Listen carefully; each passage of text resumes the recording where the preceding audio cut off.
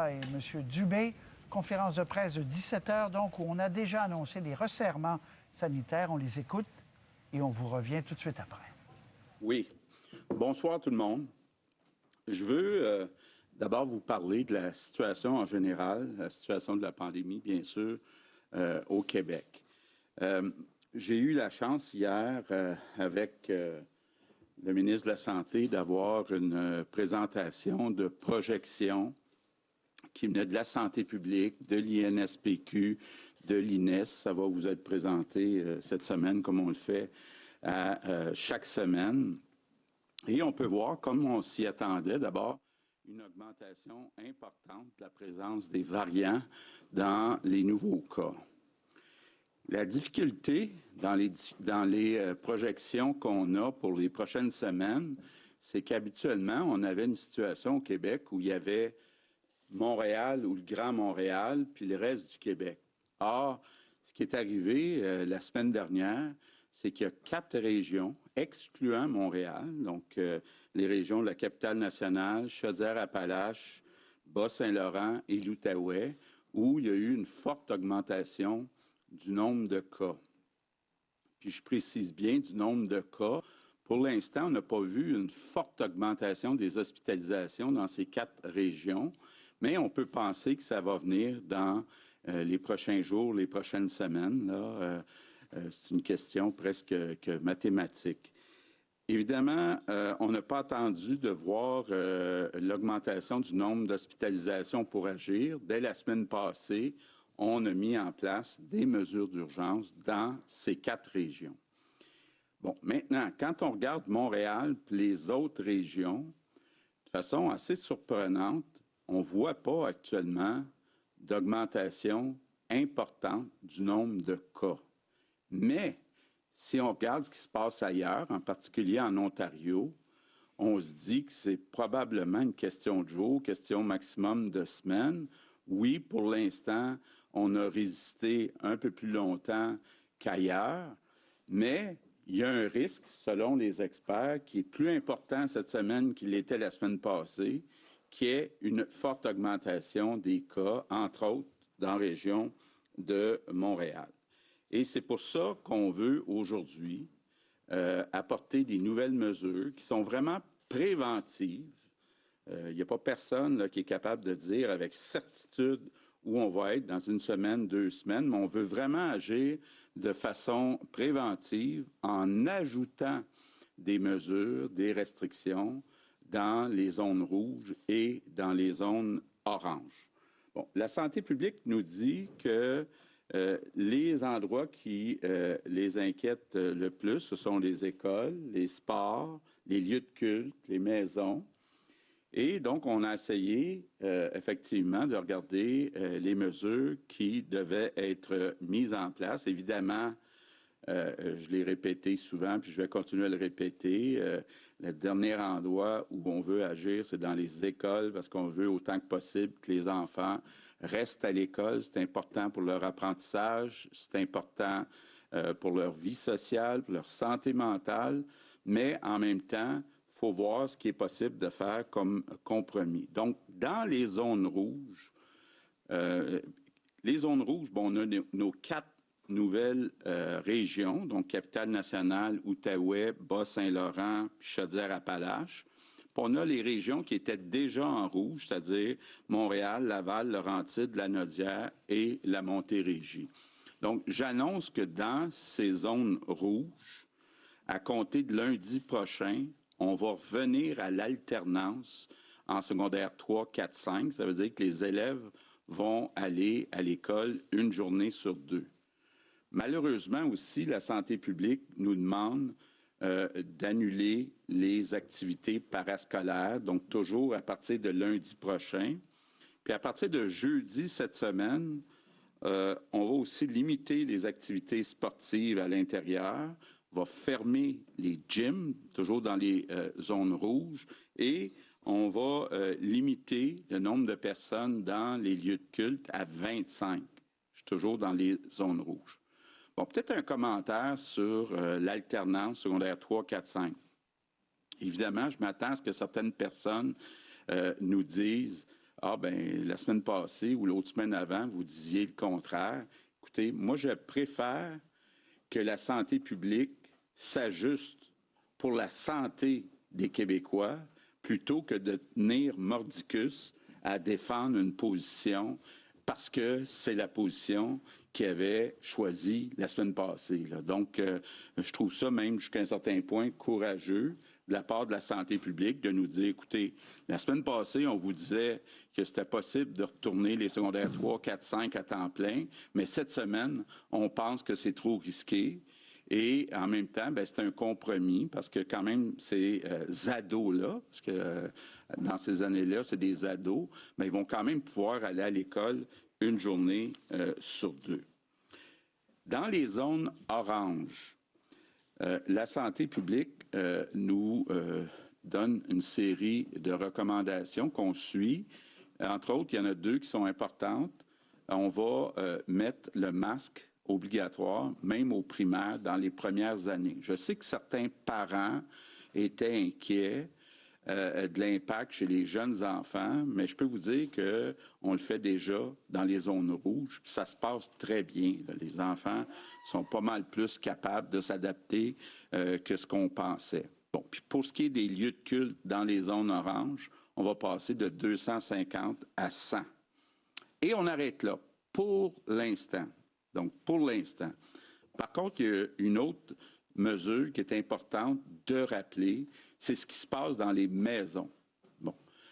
Quand on a changé le couvre-feu de 8 h à 9 h 30, on a vu une augmentation importante des rassemblements dans les maisons, comme si, parce que le couvre-feu est à 9 h 30 au lieu de 8 h, c'était devenu permis d'aller faire des visites chez des amis, chez de la parenté dans les maisons. C'est toujours défendu. D'ailleurs, quand on regarde la semaine dernière, qui se termine dimanche, les policiers au Québec ont donné 3 fois plus de contraventions aux personnes pour des rassemblements illégaux dans les maisons, dans les résidences. Au total, ils ont donné 2 fois plus de billets, mais si on regarde juste la partie des contraventions dans les maisons, c'est 3 fois plus. Donc, et les policiers vont continuer d'être sévères sur ce qui se passe dans les maisons. Bon, on a jonglé, pour vous dire la vérité, avec l'idée de remettre le couvre-feu à 8 h dans toutes les zones rouges, mais en même temps, la santé publique nous dit, bien, il y a beaucoup de gens, les travailleurs d'abord, qui travaillent un peu plus tard. Il y a des gens aussi avec le printemps qui arrive qui veulent aller prendre une marche.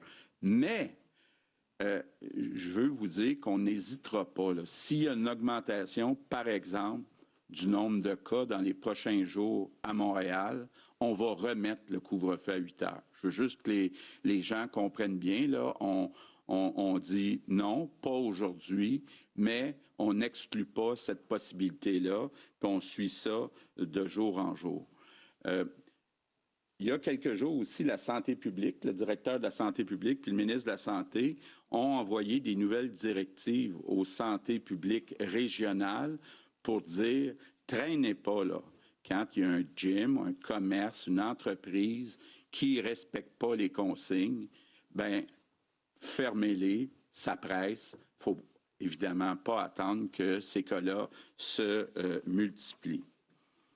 Bon, peut-être vous dire en terminant, pour l'instant, je dis bien pour l'instant, la situation est sous contrôle. Je pense que les décisions qu'on a prises rapides dans les dernières semaines font qu'actuellement, même dans les soins intensifs, la situation est sous contrôle. Par contre, on la regarde d'heure en heure et on n'hésitera pas à agir très rapidement s'il y a une augmentation du nombre de cas dans certaines régions, même s'il n'y a pas encore d'augmentation d'hospitalisation. Donc, on le voit là, le mois d'avril va vraiment être un mois critique, crucial. Je sais qu'on a un dicton, je ne sais pas si c'est juste au Québec, mais quand on dit en avril, on ne se découvre pas d'un fil. Mais là, on voit là que avril, ça va être le mois de tous les dangers. Donc, il faut vraiment se concentrer sur le mois d'avril Pendant ce temps-là, ça permet à la santé de continuer de vacciner. Puis je veux vous dire, on est très fiers de dire qu'actuellement, à part la Saskatchewan, le Québec est la province qui a le plus vacciné, qui a le plus donné de premières doses à des patients. On est à 18,5 % des Québécois qui sont vaccinés, comparativement à 17,6 % dans l'ensemble du Canada. Donc, ça va bien, puis ça va se poursuivre. Puis tantôt, je vais passer la parole à Christian, qui va vous annoncer des bonnes nouvelles, en tout cas, on l'espère. Et évidemment, là, je veux juste dire, on a entendu, puis on comprend les enseignants, les éducatrices en garderie, les personnes qui ont des maladies chroniques. On suit la liste de priorités de la santé publique, mais votre taux s'en vient. Là. Tantôt, Christian va vous donner un peu plus d'informations de ce côté-là. Donc, je conclue en vous disant, je comprends là, qu'il y a des gens qui s'imaginent que les mesures changent très vite. Je veux juste vous dire, là, si vous suivez moindrement ce qui se passe en France, en Ontario, à peu près n'importe où dans le monde, c'est comme ça depuis 1 an. Puis le Québec n'est pas sur une planète différente du reste du monde. On s'ajuste.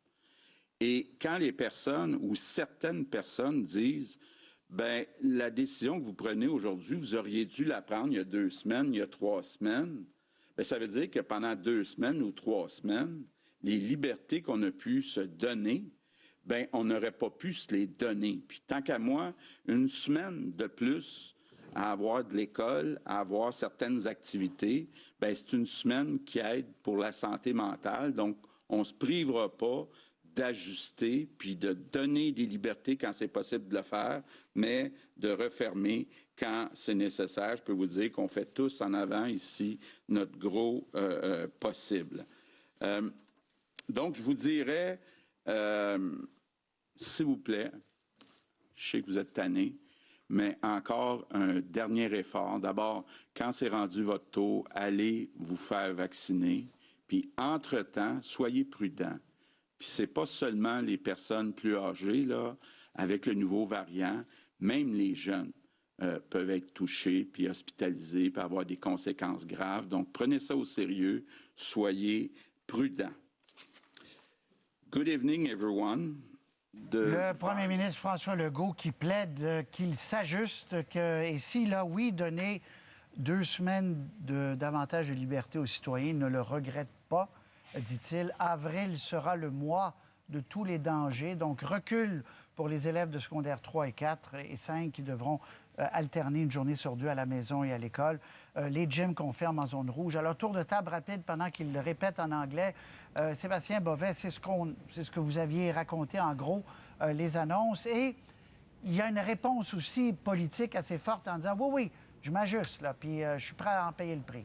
Et c'est un acte de courage de s'ajuster au fur et à mesure que la situation évolue. Et aujourd'hui, ce qu'il faut retenir, je pense, c'est que c'est de la prévention. Oui, les chiffres sont relativement stables, ça dépend toujours des régions, mais il y a des projections. J'aurais aimé en savoir un peu plus sur les projections, peut-être qu'on en saura un peu plus, mais des projections qui disent qu'il y a un danger qui nous guette. L'exemple de l'Ontario est un exemple patent juste à côté. Oui, Montréal, pour l'instant, il dit tiens, mais on pense que ça va augmenter, donc d'où ces mesures de prévention. Christian Dufour, vos impressions? Moi, j'ai trouvé que c'était une très, très bonne présentation de M. Legault, l'une de ses meilleures depuis 1 an. Il a été très clair, très simple. Le ton était bon. Il n'était pas mélodramatique. On est dans les ajustements. Et j'ai bien aimé, moi, qu'il explique et qu'il justifie ce qu'il a fait dans le passé, parce que je partage cette opinion-là, je vous l'ai dit. Quand il a dit, si pendant 2 semaines, on a donné des libertés aux Québécois, on s'en excusera pas, même si on doit réajuster maintenant. Puis c'est vrai que partout dans le monde, c'est comme ça. Il y a juste au Québec où on dirait qu'on a une fixation sur la cohérence qui fait que quand on a décidé quelque chose, il faudrait s'en tenir à ça. Donc moi, vraiment, je suis très content de la présentation du premier ministre. Je ne suis pas tout le temps, mais là, j'étais content. Michel David. Oui, bien, je pense qu'il fallait réajuster. M. Legault l'a fait. Je trouvais ça assez amusant quand il dit la santé publique a été courageuse de changer d'idée, mais c'est pas la santé publique, on s'entend, qui prend les décisions finalement, c'est lui. Et je pense que oui, reculer, ça demande toujours un certain courage. Mais en même temps, M. Legault nous donne quand même un certain préavis. Ça pourrait, dans les prochains jours, prochaines semaines, exiger d'autres resserrements. Exactement, sur le couvre-feu. On écoute M. Dubé sur les vaccins, puis on aura le temps après d'en parler. On sait qu'il y a eu des rendez-vous qui n'ont pas été comblés cette fin de semaine à Montréal, puis je voulais en parler quelques minutes. Nous avions gardé un certain nombre de doses pour vacciner les personnes de 60 ans et plus. C'est la catégorie à laquelle on était rendu. Et les travailleurs de la santé, malheureusement, dans ces catégories de personnes-là, il y a des gens qui n'ont pas été au rendez-vous.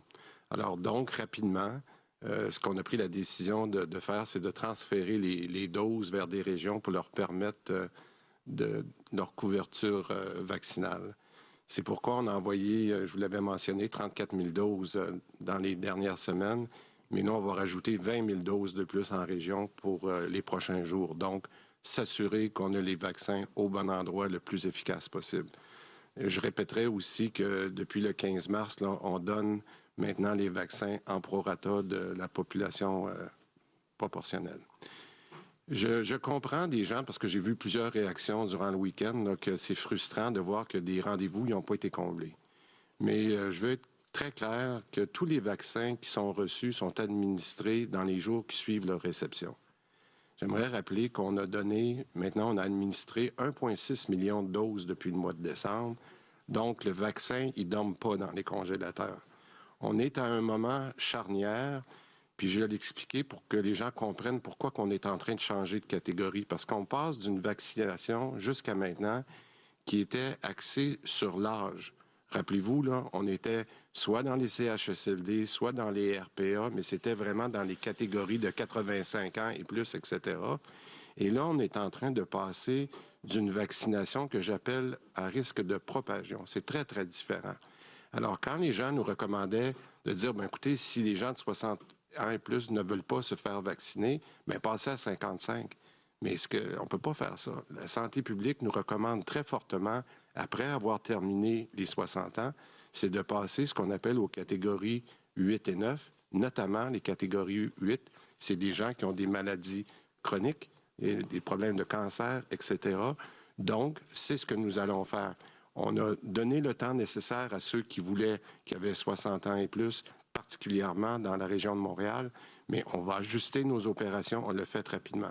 D'ailleurs, la bonne nouvelle, je vous annonce aujourd'hui qu'on va ouvrir la vaccination aux 60 ans à l'ensemble du Québec, incluant toutes les régions, d'ici la fin de la semaine. Donc, on va être capable, avec les vaccins que je viens de référer, d'être capable d'ajuster toutes nos régions. Bon. Je veux rappeler qu'on doit vacciner selon les groupes prioritaires, puis ce qui est important, c'est de le faire dans le bon ordre. Et je pense, en fait, notamment là, ce qu'on va annoncer dans les prochains jours, puis je reviendrai en point de presse demain avec le côté clinique, avec le docteur Arruda, mais aussi avec Daniel Paré demain pour vous donner beaucoup plus de détails sur ça. Je pense qu'il est important de définir aussi les travailleurs essentiels.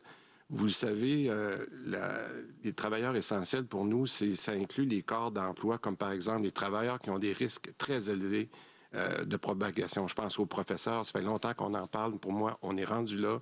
Les éducatrices, entre autres dans les garderies, les pompiers, les policiers, les gardiens de prison, puis beaucoup les travailleurs communautaires. Donc, on est rendu là. Ça, c'est la bonne nouvelle. Maintenant, une autre bonne nouvelle. Toutefois, dans le fait on va recevoir des vaccins d'AstraZeneca, on les a reçus, ils sont maintenant en transit dans nos différentes régions. En parallèle avec ce que je viens d'expliquer pour les autres catégories qui vont rentrer, catégories 8 et 9, on va débuter la vaccination auprès des 55 ans et plus. Et ça va permettre, on va le faire à partir de jeudi. Là, je sais que vous allez avoir une tonne de questions, mais la bonne nouvelle qu'on a eue, c'est une recommandation très claire du CIC, de la santé publique, que l'on peut vacciner les personnes de 55 ans et plus avec AstraZeneca, et on va le faire à compter de jeudi. Et ça, c'est plus de 350 000 vaccins qui vont être disponibles. Alors, demain, on rendra les sites qui vont être disponibles pour la vaccination. Comme je l'avais mentionné, on va être très clair que si quelqu'un veut prendre cet avantage-là, c'est-à-dire de ne pas attendre de passer après les catégories 8 et 9, ce qui aurait dû être le cas, les gens peuvent accélérer leur vaccination en autant qu'ils aient 55 ans et plus. Ils pourront le faire de façon bien informée dans des sites spécifiques, Stade olympique, Palais des congrès, un petit peu partout sur la rive nord, sur la rive sud. Les sites vont vous être communiqués, les heures de vaccination. Et en plus, dans les pharmacies, chacun des sites sera bien identifié. La seule chose où je vous demande de comprendre, puis on va on a parlé encore une fois ce matin pour être très agile avec nos PDG, si le site de rendez-vous n'est pas prêt à compter de jeudi, parce qu'on est prêt à vacciner avec le AstraZeneca, on va faire du 100 rendez-vous dans nos grands centres. C'est-à-dire qu'à compter de jeudi matin, puis je vous donnerai la liste demain en détail, mais commencez à y penser. Vous pouvez prendre même du 100 rendez-vous dans nos grands centres à compter de jeudi matin. Je veux rappeler que les experts ont réitéré que tous les vaccins sont sécuritaires et efficaces, puis que les bénéfices dépassent largement les risques pour tous les vaccins. Et je vais vous dire avec un petit sourire en coin que j'en suis un bel exemple. Ça va faire presque 3 semaines que j'ai été vacciné, puis mon premier ministre dit que je vais encore très bien. Alors, il y a juste mon Wi-Fi qui ne fonctionne pas, mais ça, c'est d'autres choses. Alors, j'aimerais rappeler qu'il faut continuer à penser en dehors de la boîte. C'est ce qu'on a fait pour la vaccination, montrer notre agilité. Quand des fois, on a des petits glitches, je vous le dis, j'ai trouvé ça difficile en fin de semaine. D'avoir des gens là, qui n'allaient pas prendre leur rendez-vous, qu'on rendrait des rendez-vous qui étaient disponibles, qui n'étaient pas pris. J'ai trouvé ça difficile. Une bonne discussion assez forte avec nos PDG ce matin. C'est pas du tout leur faute. Eux autres, on leur avait demandé de rendre des rendez-vous disponibles. J'apprécie énormément le travail qui est fait. On va garder le cap, on va s'ajuster comme on le fait depuis le début, puis je veux qu'on continue d'être les meilleurs au Canada. Merci beaucoup. Merci beaucoup. Donc, on va débuter la période de questions. Il y a 2 micros. On va se limiter à une question, une sous-question par journaliste. On va débuter avec Véronique Dubé de TVA Nouvelles. Bonjour.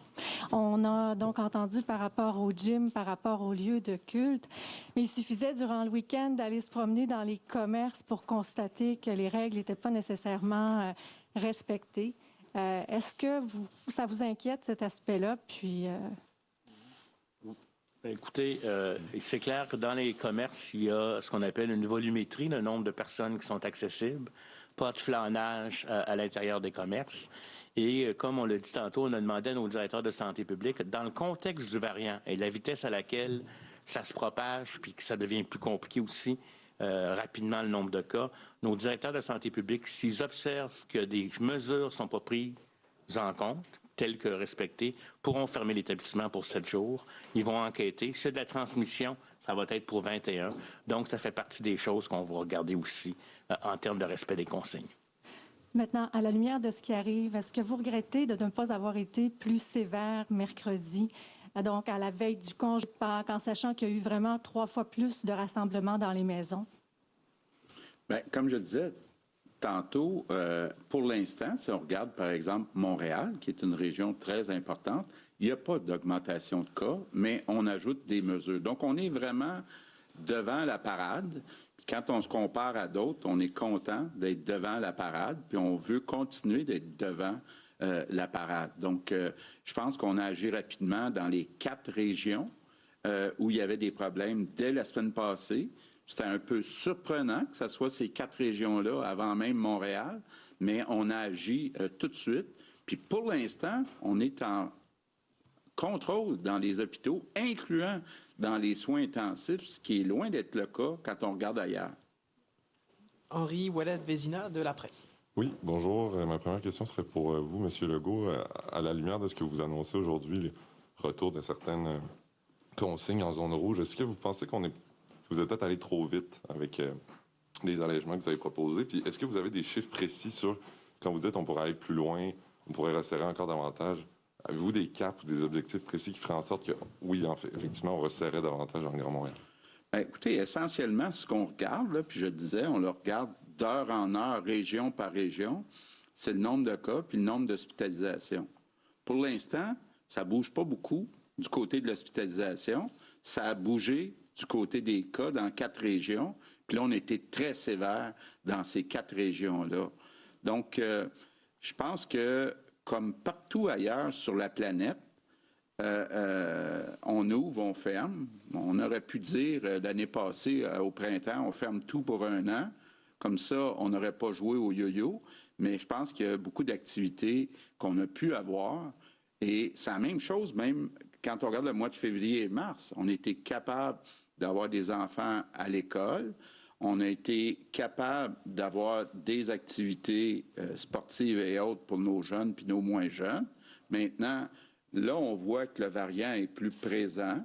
Et là, on a une recommandation de la santé publique d'agir maintenant, ce qu'on n'avait pas comme recommandation la semaine passée.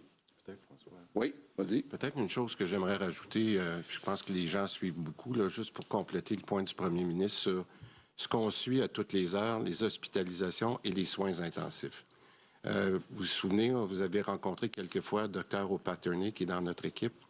Le changement qu'on fait aujourd'hui, puis vous l'avez peut-être noté dans le sommaire qu'on publie à tous les jours, on a été obligé de baisser notre nombre de lits en soins intensifs d'un maximum qui était disponible de 380, on l'a baissé à 300. Puis cette raison-là, c'est qu'on a de moins en moins de personnel, d'infirmiers et d'infirmières qui peuvent supporter les soins intensifs. Fait que c'est une raison de plus en ce moment, là, puis particulièrement à Montréal. Ça veut dire qu'on peut être très proche de cette ligne-là qu'on ne veut pas traverser. Alors, je vous le dis, là, ce matin, on a été obligé de reviser notre chiffre, puis ça nous rend encore plus prudent de dire si jamais les soins intensifs se mettaient à augmenter rapidement, bien, il va falloir avoir d'autres mesures. Ma deuxième question serait sur la vaccination, peut-être plus pour M. Dubé. Corrigez-moi si je me trompe, le Québec, là, depuis une semaine, a reçu à peu près de 800 000 doses de vaccins. Là, on a vacciné à peu près moins de 300 000 personnes dans la même période. Donc, je sais que vous en avez parlé tantôt, mais qu'est-ce qui s'est passé exactement? Est-ce que c'est parce qu'on n'était pas prêt à recevoir autant de gens ou parce que, bon, vous n'aviez pas encore déterminé qui allait passer? Bien, il y a 3 raisons, puis je suis content que vous posiez la question parce qu'on va clarifier ça tout de suite.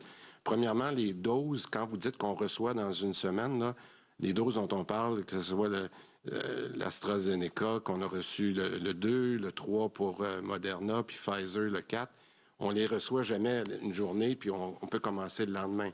Le Québec, c'est grand, puis il faut aller en région, donc il y a toujours un temps de transit pour chacun de ces différents vaccins-là. Moi, ce que je regarde plutôt, c'est est-ce qu'on est capable, puis prenons l'exemple le plus simple, le Pfizer, quand on le reçoit, c'est 230 000. Puis ça, c'est facile, ça va être 230 000 encore pour le prochain mois. Est-ce qu'on est capable de le vacciner dans 5 à 7 jours? La réponse est oui. Quand vous voyez qu'on fait une journée normale ces temps-ci de 40-42 000, c'est parce qu'on passe le Pfizer comme il est prévu. OK? La seule chose qui arrive cette semaine, puis c'est pour ça que ça fait effectivement 700 000 au total, c'est Moderna. Moderna, c'est la première raison. Il est arrivé en retard un peu. Là, il est arrivé. Il faut l'envoyer aux pharmaciens. Mais les pharmaciens, ils en font 100 par jour. C'est pas comme le stade olympique. Donc, il faut envoyer ça à 350 pharmaciens à Montréal. Puis là, on rouvre encore plus. Donc, c'est une deuxième raison où c'est un peu plus long. Mais une fois qu'il est rendu, puis on vaccine. Troisièmement, AstraZeneca. 350 000 doses. Ça, AstraZeneca, il fallait avoir l'autorisation de santé publique pour tout ce qui est arrivé à AstraZeneca, d'être capable de le faire. C'est une très bonne nouvelle aujourd'hui qui va être disponible à compter de jeudi matin. Puis même, c'est pour ça qu'on a expliqué qu'on va le faire sans rendez-vous. Il y aura peut-être quelques files d'attente, mais je pense que les gens qui veulent accélérer vont être prêts, puis on va trouver un système de billetterie en attendant. Chaque journée est importante. Donc, les 700 000, là, c'est une longue réponse, mais c'est arrivé à différentes dates, puis il faut les amener en région. Ça, merci. Philippe Bonneville, Cogeco Nouvelles. Bonjour à vous trois. Monsieur Dubé, juste faire un suivi là-dessus, là, sur les 740 quelques mille doses que vous avez de disponibles actuellement. On n'a jamais eu ça de disponible jusqu'à présent. Puis on est très contents. On est très contents. On est tous heureux. Oui. Sauf que là, je ne suis pas un expert en mathématiques, là, mais 700 000 doses pour les 7 prochains jours, disons, c'est une moyenne de 100 000 doses. Là, on ne s'est jamais rendu à peu plus que 50 000. Est-ce qu'on pense être capable demain, après-demain ou cette semaine d'atteindre un niveau, disons, de vaccination de 100 000 doses par jour? À quel moment ça va commencer à avoir des gros chiffres comme ça? Bien, le premier ministre m'a posé exactement une question ce matin. On n'est pas arrangé. Hein? Je ne suis pas arrangé avec vous. Moi, j'ai dit, j'espère que jeudi, vendredi, je vais pouvoir faire 70, 75 000 doses. Mais j'ai 3 composantes. Je reviens. Le 40 000 de Pfizer, là, il est facile.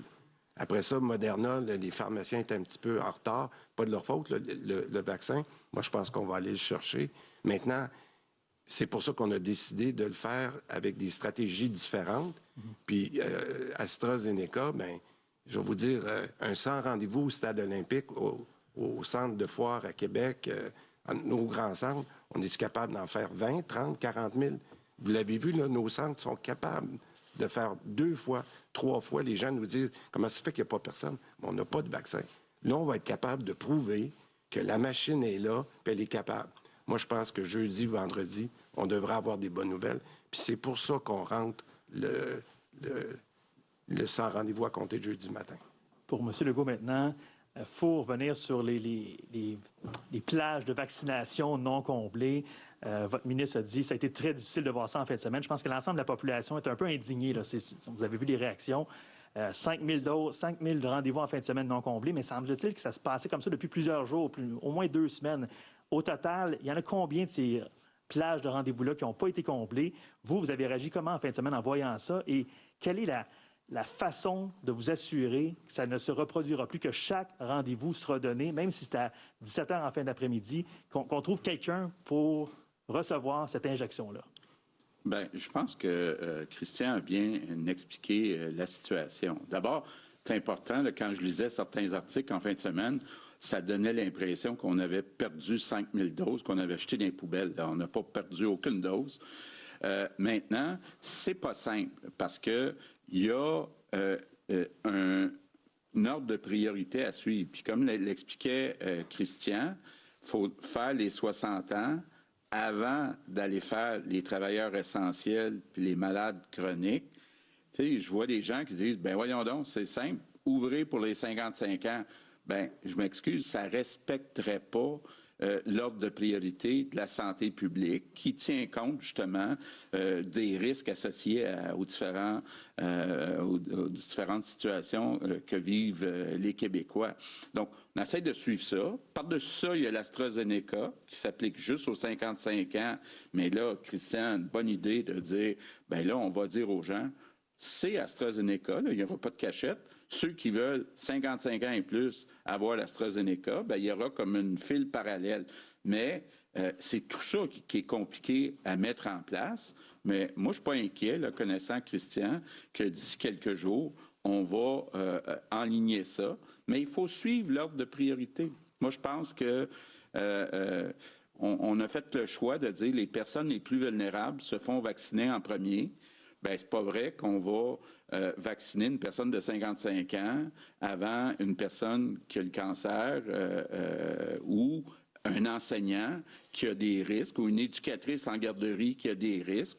Donc, c'est tout ça là, qu'on essaye, là, parce qu'on se fait accuser de ne pas respecter l'ordre de priorité si on agissait autrement. Exactement. Nora Lamontagne, Journal de Montréal. Oui, bonsoir. Je vais insister sur la vaccination, moi aussi. Je voulais juste une précision. Donc, si on compte respecter l'objectif de vacciner tous les Québécois d'ici le 24 juin, on devrait avoir environ 49 000 personnes qui sont vaccinées par jour, ce qui n'est pas le cas, en tout cas ce qui n'a pas été le cas ou presque depuis le début de la campagne de vaccination.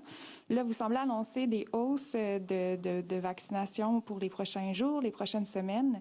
Mais je me demande, est-ce que l'objectif du 24 juin sera réellement atteint? Et si oui, comment est-ce qu'on s'y prendra? Je répondrai « Oh que oui ». 2 choses. Rappelez-vous, il y a quelques semaines, je vous ai dit mars-avril, en bas de la moyenne de 50 000, mai-juin, au-dessus de 50 000. On a même réussi à être au-dessus de 50 000 dans des journées en mars. Donc, parce qu'il y a des semaines qu'on va recevoir, comme cette semaine, 700 000, puis il y a des semaines en mai qu'on va recevoir peut-être même plus que 700 000, particulièrement en juin. Donc, moi, je vous le dis, là, il reste 79 jours, incluant aujourd'hui, puis il me reste 3,7 millions de doses à faire d'ici le 24 juin. Faites la moyenne. À chaque fois que je suis au-dessus de 44 000, je suis très content. Puis quand je suis en bas, je suis pas content. Alors, donc, c'est très simple. À date, on suit exactement notre plan. Puis tant mieux cette semaine si on peut avoir des journées à 60, 65 000 et plus, parce qu'on n'est même pas rendu encore en mai et juin. Je vous annonce aussi que cette semaine, une autre très bonne nouvelle, mais je vais m'en garder un petit peu pour les prochains jours, on a eu des résultats excellents de la réaction des entreprises. Pourquoi je vous parle de ça? C'est que non seulement là, on a ajouté les pharmaciens, mais d'ici quelques jours, on va vous publier une liste d'entreprises qui ont répondu, qui vont venir nous aider. Avec les semaines, quand on va être rendu au mois de mai pour au mois de juin, où il va falloir faire 70, 75 000 par jour, on va avoir toutes les ressources pour le faire. Je vous en reparlerai jeudi de cette semaine.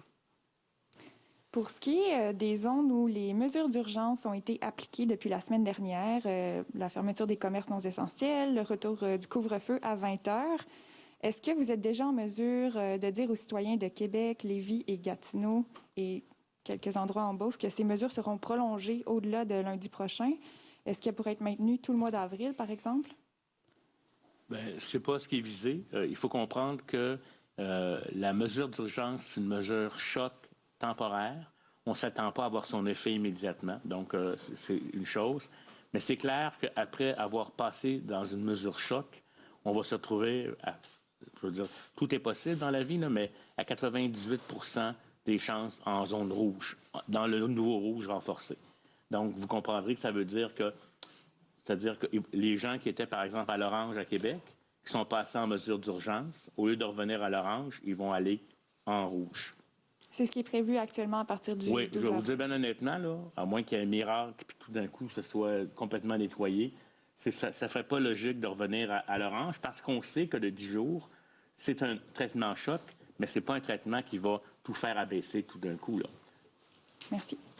On va passer à Aimé Lemieux, Radio-Canada. Monsieur Legault, vous avez dit tout à l'heure que ce qui inquiète particulièrement, c'est les écoles, les sports et les lieux de culte. Mais ce qu'on observe dernièrement, c'est que c'est dans les milieux de travail où il y a le plus d'éclosions. Alors, est-ce que vous envisagez des mesures pour les milieux de travail qui les ciblent particulièrement? Parce qu'il me semble qu'on entend moins parler de ce volet-là aussi dans vos conférences de presse et tout ça. Bien, je ferai le parallèle avec les secondaires 3, 4, 5, mais là, on demande que le télétravail soit obligatoire dans toutes les entreprises. Donc, évidemment, ça aussi, on va s'assurer que ça soit respecté avec et la santé publique et la CNESST. Et là, le télétravail obligatoire, c'est à partir de quand, pour qui, en zone rouge, tout ça? J'aime juste avoir les détails de ça aussi. Mais c'est le cas, mais je vais vous dire bien honnêtement, c'est le cas actuellement. Le télétravail est obligatoire en zone rouge et donc il va l'être, il va être renforcé. Et dans les milieux, parce qu'il faut comprendre que ce n'est pas tous les employés qui peuvent faire du télétravail parce qu'il faut faire de la production et autres, mais on va s'assurer que les mesures soient appliquées. Si les mesures ne sont pas appliquées, la SNES, le directeur de santé publique va pouvoir intervenir. Oui, il y a des éclosions dans différents milieux, vous avez tout à fait raison, mais elles sont souvent plus petites en termes de nombre de cas comparativement à ce qui peut se passer dans une école, comme tout récemment, il a fallu fermer plusieurs classes et à cause du problème de fonctionnement, même fermer l'école au complet. Okay. Et je reviens au fameux yo-yo, là, si vous me permettez une autre question. Je reviens au fameux yo-yo des mesures sanitaires. Pourquoi des décisions contradictoires, notamment avec les écoles secondaires qui ont rouvert la semaine passée, qui retournent en alternance école-maison? Puis, est-ce que vous vous inquiétez pas du fait que ça va peut-être miner ou effriter l'adhésion du public dans le respect des consignes sanitaires? Ouais. Bien, je commencerai en vous disant deux choses. Première chose, si vous regardez ce qui se passe ailleurs dans le monde, c'est comme ça à peu près partout dans le monde. Parce qu'il y a eu 3 vagues et évidemment, on aurait pu, dès la fin de la 2e vague, laisser tout fermer au cas où il y a une 3e vague ou on avait le choix de donner un peu de liberté pour un certain nombre de semaines. Donc, nous, ce qu'on fait, c'est qu'on suit la santé publique. Puis, comme je le disais tantôt, c'est aussi clair que ça. La semaine passée, la santé publique nous disait on peut ouvrir les secondaires 3, 4, 5 à temps plein. Puis, cette semaine, la santé publique nous dit on est mieux de pas ouvrir à temps plein les secondaires 3, 4, 5. Je pourrais me choquer puis dire, ben voyons, vous dites le contraire la semaine passée, mais moi, j'accepte le fait que plutôt que d'être entêté puis de dire non, je me contredirai pas, bien, on s'ajuste selon l'évolution, entre autres, des variants. Puis bien, tant mieux si on a eu une semaine de plus ou 2 semaines de plus où les étudiants ont pu être à temps plein. Mais en même temps, vous devez constater là, qu'on choisit la moins pire mesure. Tous les enfants des autres années, au primaire et au secondaire, vont être à temps plein à l'école. Les ados, pour qui c'est un peu plus facile de faire de l'enseignement à distance, vont quand même être à l'école une journée sur 2. Puis on pense que comme ça, c'est un équilibre entre l'apprentissage nécessaire, mais aussi être capable de contrôler les éclosions dans les écoles. Bien, je voudrais peut-être ajouter quelques éléments. Là, premièrement, il ne faut pas oublier qu'à peu près 3-4 semaines, les gens réclamaient des assouplissements parce qu'ils disaient on va décrocher, on n'est plus capable de le faire. Fait que ça, les gens ont tendance à oublier ça, mais c'était ça que le constat. Et les gens nous disaient à être trop sévères, vous allez faire débarquer les gens. Deuxièmement, au Québec, nos mesures sont pas mal plus sévères qu'ailleurs. Là. Je veux juste être clair avec ça. Là. On a l'impression qu'on a beaucoup allégé, mais dans les faits, nous, on a un couvre-feu, ce qui n'existe pas ailleurs. On a interdit les rassemblements à l'intérieur, alors qu'en Ontario, dans leur palier gris, ils pouvaient s'assembler à 5. Donc, l'impression qu'on a qu'on est mou ou qu'on allège trop, on part d'un niveau de restriction qui est assez élevé. Et, à un moment donné, il faut prendre en considération les effets pervers des situations. Puis la donne ici, là, où il faut être agile, c'est les variants. Puis on le savait que les variants. On savait qu'en ouvrant les écoles en alternance, puis tout ça, on allait avoir plus de cas. Ce qui est merveilleux. À Montréal, on reste stable. Puis ça l'a flambé à Québec, etc. Et là, qu'est-ce qu'on fait? On agit de façon chirurgicale là où il y a un problème. Fait que c'est un équilibre qui n'est pas facile, je peux vous le dire, là. C'est qu'on serre trop, le monde débarque, on allège. Il y a aussi le comportement des gens. Quand on vous dit pas de rassemblement à la maison, bien, ça veut dire qu'à part qu'il ne devait pas y avoir des rassemblements. S'il y en a eu, c'est pas nous qui avons été trop mous, c'est que les gens n'ont pas non plus adhéré. Puis je veux pas écœurer la population, je comprends que les gens sont fatigués, mais ça, je trouve ça important. Puis un dernier message que je veux porter à votre attention, avec un autre message, c'est pas le temps actuellement de ne pas se faire dépister si on a des symptômes. Puis nos interventions sont très, très, très agressives actuellement.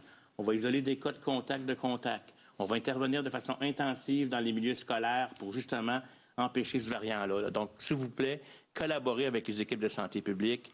Et si vous avez fait quelque chose de pas correct, bien, ayez pas peur, on va pas vous taper ses doigts. La pire des choses, c'est de cacher ce qui peut arriver. Il faut déclarer les contacts parce que ce variant-là, là, il est très méchant. C'est une longue réponse, mais j'aimerais rajouter quelque chose, je pense, qui est important. Qu'on a entendu beaucoup de nos médecins qui sont sur le terrain. Vous l'avez entendu, je le répète, les gens rentrent beaucoup plus jeunes aux soins intensifs. Alors moi, je demanderais aux gens qui, le moindrement, ont des signes, qui pensent que ça peut être le virus, d'aller se faire dépister très, très rapidement. Ce que j'entends beaucoup de nos spécialistes, c'est qu'ils nous disent que les gens arrivent déjà très tard. Ils sont déjà, excusez l'expression, maganés, puis les gens, nos plus jeunes, vont résister plus longtemps puis vont rester plus longtemps aux soins intensifs. Alors, ce que le Dr Arruda vient de dire, allez vous faire dépister rapidement parce qu'on peut être capable de vous protéger de la maladie le plus rapidement possible. Alors donc, si jamais vous avez des signaux, vous avez des signes, s'il vous plaît, allez vous faire dépister rapidement. Merci. Stéphanie Marin, La Presse canadienne. Bonjour à tous les trois. Monsieur Legault, vous avez dit d'avance à vos critiques qui trouvent que les mesures changent trop fréquemment qu'il fallait quand même se réjouir d'avoir profité d'un peu de liberté pendant une certaine période. Ça, je comprends pour aller prendre une marche à 9 heures plutôt qu'à 8 heures. Mais par contre, quand vous parlez de l'école, les écoles doivent s'organiser. Ils passent d'un horaire en alternance à un horaire à temps plein pour certains groupes d'âge. Ils retournent à un autre horaire. Les écoles ont besoin de s'organiser. Les parents ont besoin de s'organiser aussi. C'est pas mieux à ce stade-ci d'avoir une mesure constante pendant un certain temps, justement pour ça? Bien, écoutez, mettez-vous à ma place. Là, la semaine passée, la santé publique me dit on peut ouvrir ou rouvrir les écoles secondaires 3, 4, 5 à temps plein. Je ne suis pas pour dire non, non, non, on va les laisser fermer. Hein? Donc, je les oui, ouvre vous pouvez. en disant, mais en disant, on espère que ça va durer. Là, cette semaine, la santé publique m'arrive et me dit, non, on doit les fermer. Bon, je pourrais être choqué. Peut-être que je l'ai été au début, mais en même temps, il faut comprendre, là, puis écoutez, hier, on a eu une présentation qui a duré 2h30. Là, il y avait des médecins de l'INSPQ, des médecins de l'INES, des médecins de la santé publique, et puis bon, puis on avait fait la même chose il y a une semaine ou deux, puis là, il arrivait à des conclusions différentes. On peut bien choquer contre les experts, ou on dit, la situation, elle évolue, puis on accepte qu'elle évolue. Tu sais, si on avait une boule de cristal pour dire où va-t-on être dans une semaine, dans 2 semaines, on pourrait prendre des meilleures décisions, comme le corps arrière du lundi matin, là, de dire qu'il aurait dû aller au sol au lieu d'aller avec une passe. Mais là, moi, je vis avec les recommandations de la santé publique. J'aimerais ajouter un élément, si vous me permettez. On n'est pas des experts en pédagogie. Hein. On travaille notamment beaucoup avec le ministère de l'Éducation. Et ça, depuis le début, la question de l'alternance et de l'arrêt de l'alternance, ça a toujours été décidé que selon la situation épidémiologique, on allait l'arrêter ou la remettre. Et je tiens à vous dire aussi que l'Éducation nous disait qu'ils étaient tout à fait nécessaires pour eux, à une époque, là, il n'y a pas tellement longtemps, de reprendre, parce que des élèves qui allaient avoir des échecs. Là, on augmente des mesures de contingence, du tutorat, etc. Et il y a aussi même, je vous dirais, là, des commissions scolaires qui ont décidé qu'on fait ce qu'on appelle des résolutions là, pour qu'on ne reprenne pas l'alternance parce que des gens ont peur. Donc, voyez-vous, c'est une décision d'équilibre qui n'est pas facile, mais il faut aussi comprendre que les jeunes, c'est très, très prioritaire pour nous. Puis, c'est vrai que c'est un effet yo-yo à cause du variant, etc. Mais je pense que ça, c'est convenu avec l'Éducation. Et je pense que c'est important. Si on avait eu une boule de cristal, le plaid de M. Legault, on n'aurait effectivement pas remis le temps plein au secondaire 3, 4, 5. Pour revenir en arrière, à peine 10 jours plus tard, Martine Biron, Michel David, Christian Dufour, Sébastien Bovet, tour de table. On a fait le point longuement sur la vaccination. On aura dans les différents bulletins tous les détails. 55 ans et plus, ça c'est nouveau. Dès jeudi, prise de rendez-vous et même du sans rendez-vous. 60 ans partout pour le Québec, 60 ans et plus. Puis on aura des détails sur les autres clientèles donc au cours des prochains jours. Et les resserrements, Martine Biron, je commence avec vous, autour de table. Les resserrements, M. Legault a plaidé, il dit, écoutez, ben oui, OK, on a changé d'idée, la situation a changé, c'est comme ça. Oui, bien, il s'est retrouvé dans une situation où il a effectivement joué au yo-yo. Il y avait aussi 2 teintes de rouge. En tout cas, tout ça était assez compliqué. Le commun des mortels pouvait facilement perdre le nord. Alors là, on ramène la zone rouge là, avec des règles, paliers mieux définis. Bon, pour ce qui est de on ouvre, on ferme, on n'a pas trop voulu admettre l'erreur, mais la situation, c'est que le gouvernement se retrouve à reculer. À sa décharge, la pression est excessivement forte sur le gouvernement, hein, particulièrement des commerçants, des entreprises, des entrepreneurs, les experts aussi, pour que le gouvernement prenne telle ou telle décision. La pression est aussi excessivement forte du caucus de M. Legault à différents niveaux. Alors, il veut garder cette cohésion-là. Alors, c'est sûr que c'est difficile de prendre des décisions, mais au moins, il rajuste le tir à partir d'aujourd'hui. Très bien. Vos impressions, Michel David? Oui, bien d'ailleurs, pour suivre ce que Martine dit, pour les entreprises, il n'y a pas vraiment de changement. Là. Les commerces restent ouverts, à part les gyms là, qui doivent être fermés. Il n'y a pas beaucoup de changements, mais le pire est peut-être à venir. Je ne veux surtout pas le prédire, mais quand M. Legault dit le mois d'avril sera le mois de tous les dangers ou est le mois de tous les dangers, ça veut dire que toutes les décisions, même désagréables, qu'on pourra prendre seront nécessaires et justifiées. Il y a un préavis là-dedans. Ouais. Pour le moment, on se dit, bon, les chiffres ne bougent pas.